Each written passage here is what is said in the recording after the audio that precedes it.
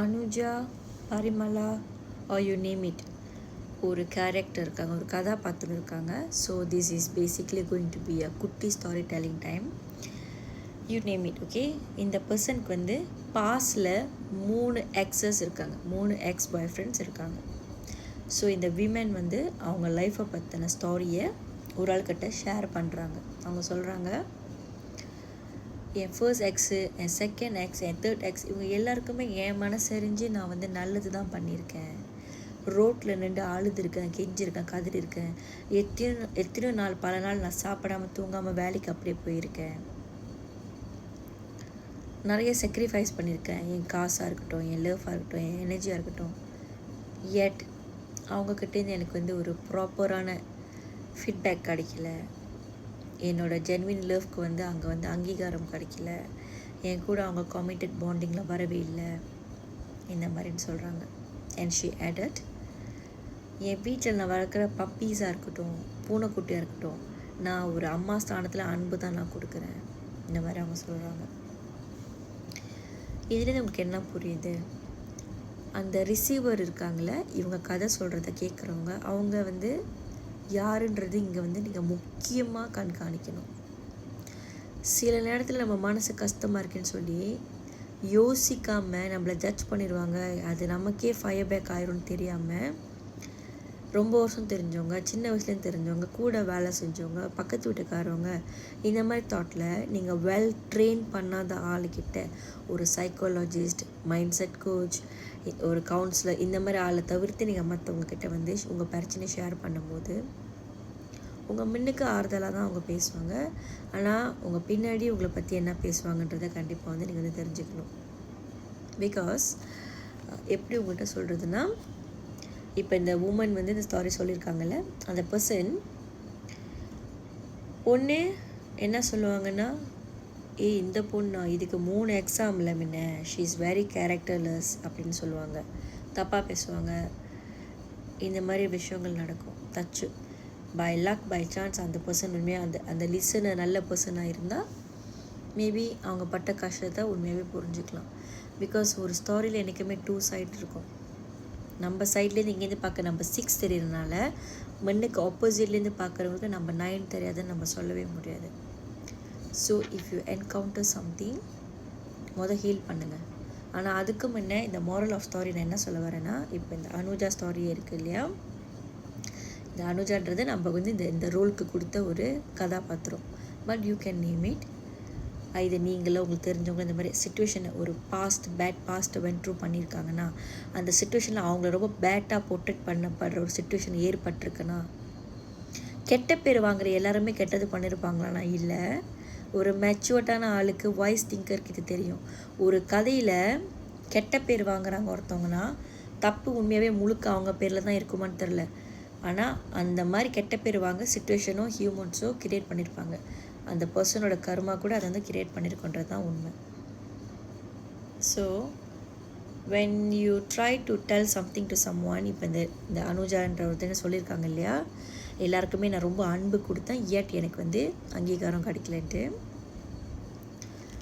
உங்களை எத்தனை பேருக்கு இது தெரியும்? நம்ம வெளிப்படுத்துகிற ஒவ்வொரு ஃபீலிங்ஸ், எனர்ஜி, தாட்ஸ், அன்பு வந்து இன்னவே நம்ம ஒரு ரிசீவராக இருந்து நம்ம உண்மையாகவே அதை ரிசீவ் பண்ண விரும்புகிறோன்ட்டு. சில பேர் நம்ம வீட்டுக்குள்ளே போனால் பார்த்திங்கன்னா நல்ல சாப்பாடு போட்டு வயிறால் கவனித்து நம்மளை அனுப்புவாங்க.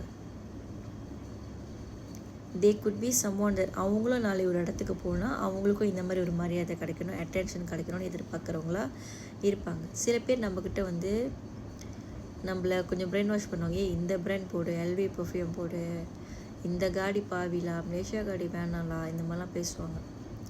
நல்லா பார்த்திங்கன்னா அவங்களோட லைஃப்பை தான் நம்மக்கிட்ட திணிப்பாங்க. அவங்களுக்கு அந்த விஷயம் தான் ஆர்வமாக இருக்கும். அவங்க அதை செய்கிற ஒருத்தவங்களாக இருப்பாங்க. அதில் நல்லதும் இருக்கும், கெட்டதும் இருக்கும். முடிவு எடுக்கிறதுல நீங்கள் தான் இருக்கீங்க. ஸோ என்றைக்குமே என்ன நடந்தாலுமே உங்கள் ஷூவை எக்ஸ்பீரியன்ஸ் பண்ணதால், அதுக்குன்னு உங்கள் சப்பாத்தியை போட்டுக்கணும் நான் சொல்லலை. அதாவது உங்கள் வாழ்க்கை பயணத்தை மாதிரி எக்ஸ்பீரியன்ஸ் பண்ணத ஆள் வந்து சொல்கிற அட்வைஸை நீங்கள் 100% எடுத்துக்கணும்னு வந்து எந்த ஒரு கட்டாயமும் வந்து கிடையாது. இப்போ நான்லாம் வந்து as a mind set coach all over these 10 years ஒரு சைக்காலஜிஸ்ட் அண்ட் ஆல்சோ அஸ்ட்ராலஜராக கூட நிறையா பேரோட விஷயத்தை நான் பார்த்தனால ஒரு அளவுக்கு எனக்கு நீங்கள் ஆள் கொடுக்குற ஃபீட்பேக்ஸ்லாம் பார்த்தீங்கன்னா நீங்கள் கரெக்டாக ப்ரிடிக்ட் பண்ணுறீங்க, மனசில் உள்ளதை அப்படியே சொல்கிறீங்க, என் சுச்சுவேஷனை எக்ஸ்பிளைன் பண்ணாமல் நீங்களே வாலண்டியராக சொல்கிறீங்க, சொல்யூஷன் பார்க்குறோம், இந்த மாதிரி விஷயம்லாம் வந்து சொல்லுவாங்க. தச்சு இதுக்கு இன்றைக்கும் முன்னையும் என்றைக்குமே நான் வந்து என் மனசார என்னை காத்து வர பிரபஞ்ச சக்திக்கு நான் நன்றி சொல்ல தான் செய்வேன். So sometimes we cannot be a person that worship God at the same time God படைச்ச இன்னொரு ஹியூமன் பீயிங்கை பசால் வந்து கெட்டது பண்ணுற ஏசுறது. நம்மளுக்கு கோவப்பட்ட ஆளுங்களை ஏசிடுவோம், சபிச்சிடுவோம், ரூட்டை நடந்துக்குவோம், சண்டை போட்டுருவோம், இதெல்லாம் பண்ணுவோம். கோவப்பட்டு இந்த மாதிரி ரியாக்ட் பண்ணுற ஒரு இடத்துல நம்ம இருக்கோன்னா நம்ம வந்து இன்னும் ஒரு கிரவுண்டட்டாக ஒரு ஹீலிங் அடையாத ஒரு மெச்சூர்ட் அடையாத ஒரு பர்சனாக தான் இருக்கும்னு தான் அர்த்தம். பிகாஸ் மெச்சூர்டான பர்சன் வந்து சரியாக கேம் ஆடுவாங்கன்னு என்ன அர்த்தம்னா கெட்ட வேலை மட்டும் இல்லை, பட் தேனும் ஒரு வார்த்தை வெளியாக்குற முன்ன ஒரு செய்கிற முன்ன தன் மேலே வந்து கெட்ட பேர் வராமல் பிரச்சனை வராமல் பார்த்துக்கோங்க.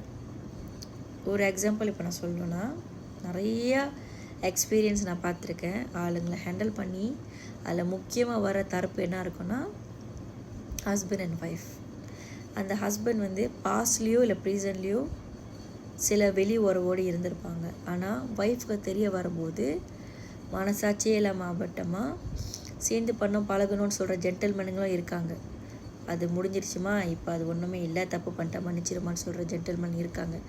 ஆனால் முழு பூசணிக்காவை சோத்தில் மறைக்கிற மாதிரி இல்லைம்மா அந்த பொண்ணு தான் என் மேலே ஆசைப்பட்டுச்சு, அந்த பொண்ணு வந்து வேலை இடத்துல தப்பான பொண்ணு, கேரக்டர் சரியில்லைன்ட்டு இவர் மேலே உண்மையாக அன்பு வச்ச ஒரு பொண்ணு, இவருக்காக பல ப்ளஷர் கொடுத்த பொண்ணு, இவருக்காக நிறைய பணம் கொடுத்த பொண்ணு, நிறைய உதவி செஞ்ச பொண்ணுன்ற மனசாட்சி இல்லாமல் போய் சொல்லுவாங்க. ஜஸ்ட் பிகாஸ் அவங்க ஒய்ஃப் ஹர்ட் ஆகிடக்கூடாது, அவங்களுக்கு சொசைட்டியில் ஃபேமிலி மத்தியில் இன்லோ மத்தியில் கெட்ட பேர் வந்துடக்கூடாது, அந்த பையனை வந்து யாரும் தப்பாக பார்த்துடக்கூடாது, ஃபேமிலி பிரேக் ஆகிடக்கூடாதுன்னு சொல்லிட்டு நான் என்ன சொல்லுவேன்னா, you may be very intelligent to win the game, but இறைவன் பார்ப்பாங்க.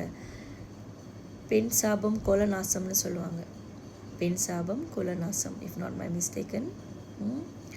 நீங்கள் எந்த கோயிலில் போய் என்ன மாதிரி பூஜை பரிகாரம் செஞ்சாலும் ஒரு தாசி தச்சு உங்களை நம்பி கண்ணீர் விட்டால் கூட அது ரொம்ப பாவம்.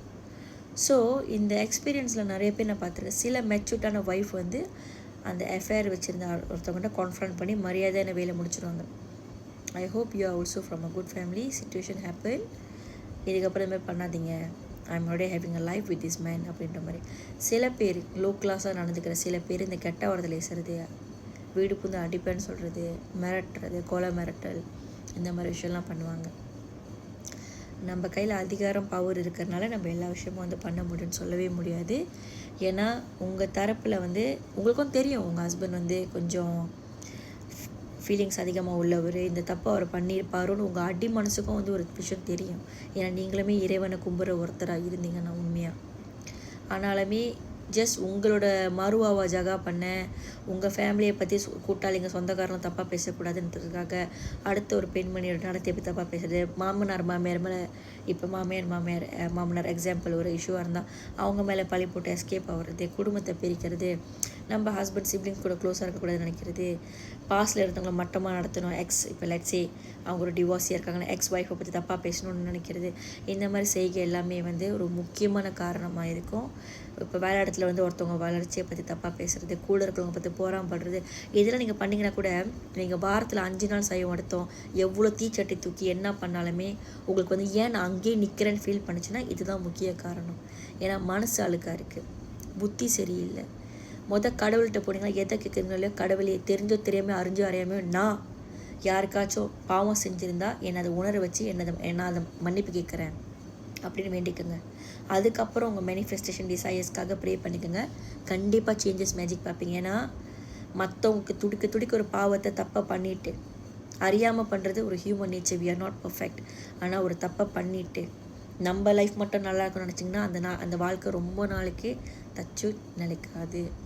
நல்லதே எல்லாருக்கும் நினைப்போம், அந்த நல்லது நம்மளுக்கு கேட்காமே தானா கண்டிப்பாக இன்றைக்கி இல்லாட்டி ஒரு நாள் வரும்.